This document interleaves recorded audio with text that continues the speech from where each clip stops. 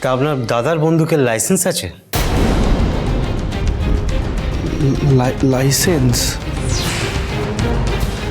আমি ঠিক জানি না। আপনাদের বাড়িতে আপনার দাদার একটা বন্দুক আছে, আর সেটা লাইসেন্স আছে নাকি আপনি জানেন না? না,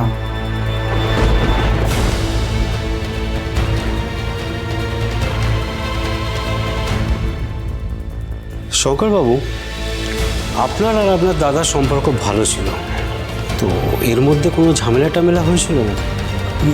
না না, কোনো ঝামেলা ছিল না।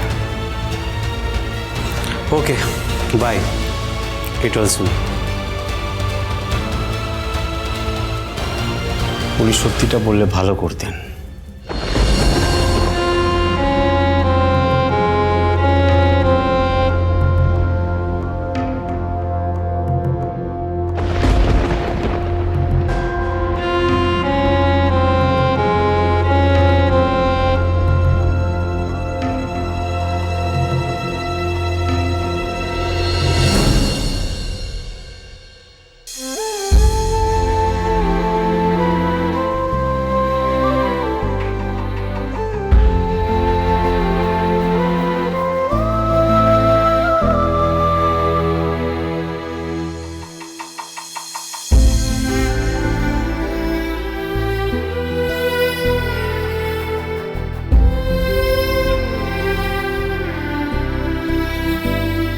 তোমার খুব কষ্ট হচ্ছে না?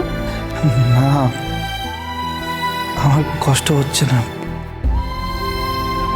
ঐশানী, তুমি কেঁদো না ঐশানী, আমি তো ঠিক আছি।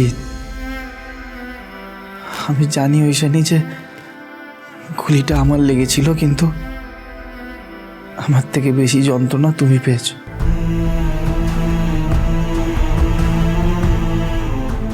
তুমি কেন সত্যিটা বললে না? তুমি কি পুলিশ ডেকেছো? না, আমি পুলিশ ডাকিনি। জানি না ওরা কোথা থেকে খবর পেয়ে এসেছেন, আর কেনই বা স্পেশাল অফিসার এসে খোঁজ খবর নিচ্ছে জানি না আমি। কিন্তু তুমি আমাকে এরকম মনে করলে শঙ্কর? হ্যাঁ, মানছি আমি রাগ করে আছি। তোমাকে এরকম অবস্থায় দেখে আমার মাথা ঠিক ছিল না। আমি পুলিশ ডাকবো বলেছিলাম, কিন্তু আন্টির মুখের দিকে তাকিয়ে পারিনি। আর এটাও জানি যে পুলিশ ডাকলে তোমারও কষ্ট হবে। কিন্তু তুমি তো কষ্ট পেলে ঐশানী আমার কথায়।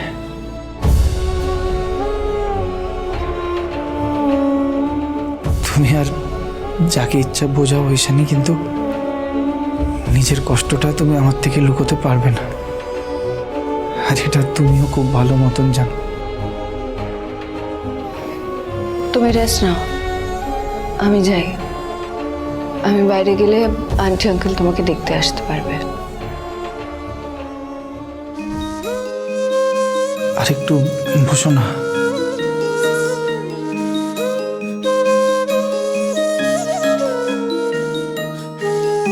কেন কষ্ট পাচ্ছ ঐশানী?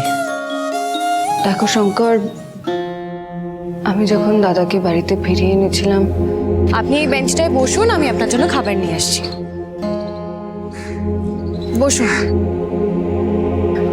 বন্ধু, বন্ধু, এই নিন, খান।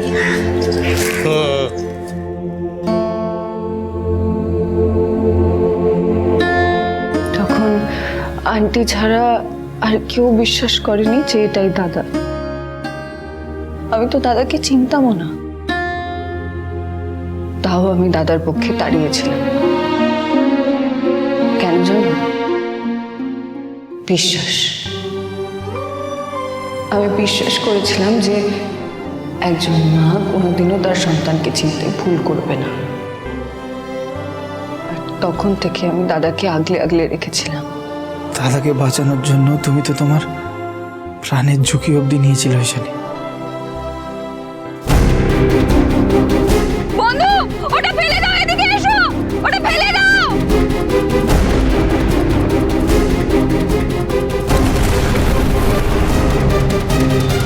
সেই দাদা আর প্রভাকর ঘোষ দুজন সম্পূর্ণ আলাদা মানুষ। হ্যাঁ, কিন্তু দাদা যেটা করেছে, রাগের মাথায় করে ফেলেছে ঐশানী। রাগের মাথায়? রাগের মাথায় করা অপরাধটা অপরাধ শঙ্কর। রাগের মাথায় আমি কোনোদিনও কাউকে খুন করতে পারি না, আর সেটার জন্য তাকে শাস্তি পেতে হয়। তুমি যে কোনোদিনও কাউকে মিথ্যে কথা বলনি, আজকে দাদার অপরাধ ঢাকার জন্য, আড়াল করার জন্য তুমি মিথ্যে কথা বললে। কেন বললে শঙ্কর? কেন সত্যিটা বললে না? কেন বললে না যে দাদা তোমার উপরে গুলি চালিয়েছে? দাদাকে পুলিশে ধরে নিয়ে গেলে মায়ের কি অবস্থা হতো একবার ভেবে দেখেছ? ভাস্কর আমাদের পরিবারটাকে ভাগাভাগি করে দিয়েছে। আমাদের যে পরিবার, এক ছাদের তলায় একসাথে সবাই থাকতো, হাসি কান্না সব একসাথে ভাগ করে নিত, ছোট ছোট আনন্দ সব কত বড় করে দেখতাম আমরা। সব শেষ হয়ে গেছে ঐশানী, সব শেষ হয়ে গেছে। এখন আমাদের এই পরিবারের ভাঙনটা আটকানোর একমাত্র খুঁটি আমি আর তুমি ঐশানী। আর সে আমরাই যদি পরিবারটাকে ভেঙে দিই তাহলে তাহলে তো সব শেষ হয়ে যাবে ঐশানী, সব শেষ হয়ে যাবে। আজকে যদি আমি দাদার কথা না ভেবে শুধুমাত্র ন্যায় অন্যায়ের কথা ভাবতাম, তাহলে দাদা হয়তো শাস্তি পেত, কিন্তু আমাদের পরিবারটা শেষ হয়ে যেত ঐশানী, সব শেষ হয়ে যেত। আমার সব থেকে বেশি চিন্তা ঐশানী মাকে নিয়ে, কারণ মায়ের কাছে তার এই পরিবারটা, তার স্বামী, তার সন্তানেরই সব। দাদা যখন মারা গেছিল, মায়ের কি অবস্থা হয়েছিল ঐশানী সেটা আমি দেখেছি, জানি। এখন দাদাকে ফিরে পাওয়ার পর যদি এইভাবে আবার হারাতে হয়, তাহলে মা শেষ হয়ে যাবে ঐশানী। মুখে হয়তো কিছু বলবে না, কিন্তু কিন্তু ভেতরে ভেতরে শেষ হয়ে যাবে, শেষ হয়ে যাবে ঐশানী। মানছি, কিন্তু দাদার গোড়ামি, এত রাগ, এত জেদ, এগুলো তো শেষ হওয়ার নয় শঙ্কর। আমি আপ্রাণ চেষ্টা করব দাদাকে পাল্টানো, কিন্তু যতদিন না দাদা পাল্টাচ্ছে ততদিন কি দাদার এই অন্যায়গুলো আমরা মুখ বুঝে মেনে নেব? কিচ্ছু করব না। আর যদি মেনে নিই, তাহলে কিন্তু তুমি আর আমি এই পরিবারটাকে এক রাখতে পারবো না শঙ্কর। এটাকে রুখতে হবে। কিভাবে? দাদার অন্যায়ের প্রতিবাদ করে দাদাকে বারবার বোঝাতে হবে দাদা যেটা করছে সেটা ভুল। তাই হবে ঐশানী, দাদার অন্যায়টা আমরা আর মেনে নেব না।